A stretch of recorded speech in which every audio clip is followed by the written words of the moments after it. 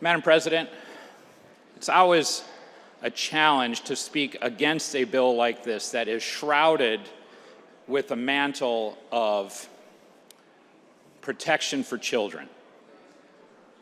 Most of you know I have had 13 children, 13 car seats, 13 adventures going on in my household, and I am certainly not speaking against protecting children, nor do I fail to recognize the value of car seats in protecting children.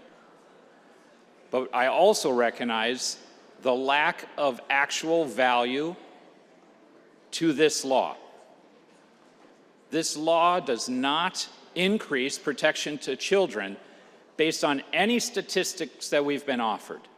The statistics that we've been offered repeatedly are statistics that show how much safer children are in car seats versus no car seats. Not in how much safer they are in these car seats versus the ones that we're apparently talking about. But there's an additional irony there as well, because you can't buy a car seat right now that's not already subject to these very laws that we're talking about.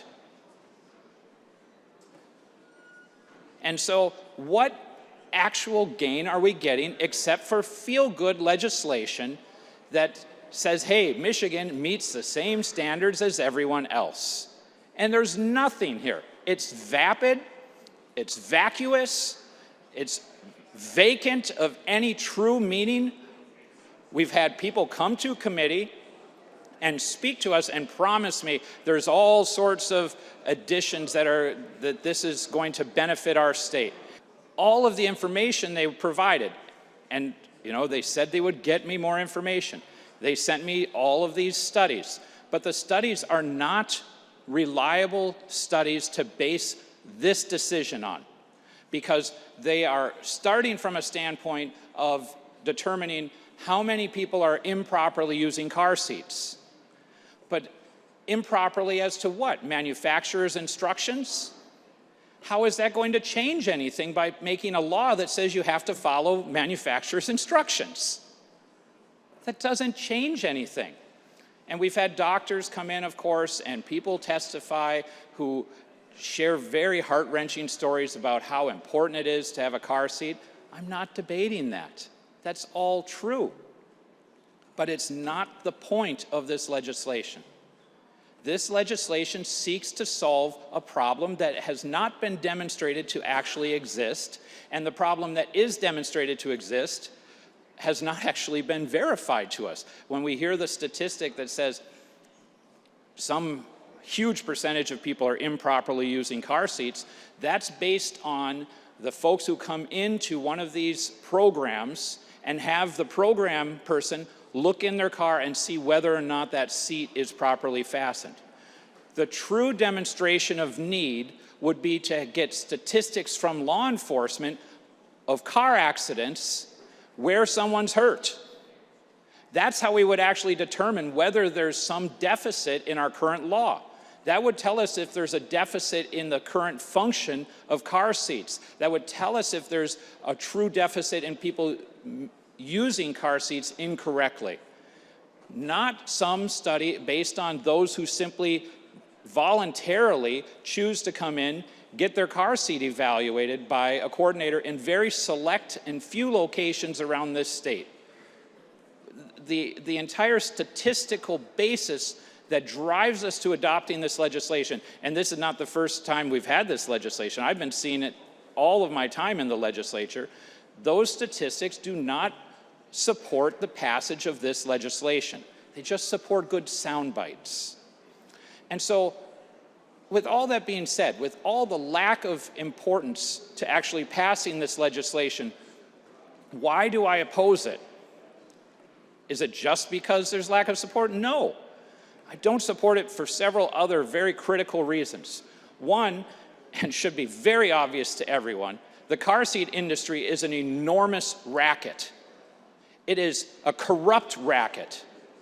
seeking out government support to force people all over this state to have to continually replace an item, to spend their dollars. It is a guaranteed revenue stream to billionaire companies in this country, forcing people to have to buy a new car seat all the time, over and over again. A seat that's less than 6 months old, you can't legally give that to another family. Your child's grown out of it? Nope, can't let another family have that. Got to go buy another one. The corruptness of the car seat industry and how it utilizes government guarantees of business is a menace to families across this country and particularly across this state. That's why they spend so much money lobbying us to support this kind of legislation, to force us to buy their products. I wish as a dairy farmer I could force everybody here to buy milk. That'd be really great. Milk does a body good, strong bones. But you know what? That's just advertising we do.